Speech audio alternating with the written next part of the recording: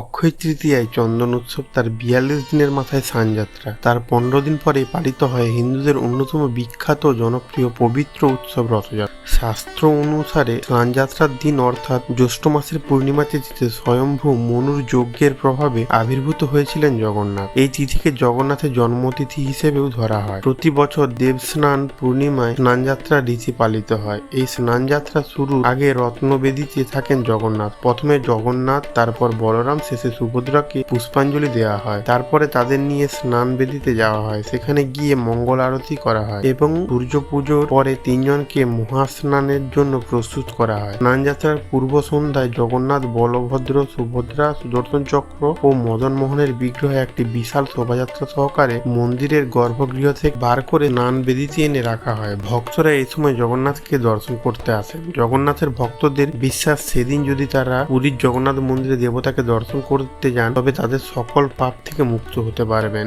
এই জন্য অসংখ্য ভক্ত স্নানযাত্রা উপলক্ষে পুরীর মন্দিরে দর্শনে যান। স্নানযাত্রার দিন মন্দিরের উত্তর দিকের কূপ থেকে জল এনে মন্ত্রোচ্চারণের মাধ্যমে তার শুদ্ধিকরণ করা হয়। এরপর ১০৮টি কলসে সেই জল নিয়ে বিগ্রহগুলিকে স্নান করানো হয়। প্রথাগত বিশ্বাস অনুসারে স্নানযাত্রার পর জগন্নাথ অসুস্থ হয়ে পড়েন। ওই সময় তাকে রাজবৈদ্যরা চিকিৎসাধীনে গোপনে একটি সংরক্ষিত কক্ষে রাখা হয়। জগন্নাথের এই অসুস্থতায় পর্যায়টি অনসর নামে পরিচিত।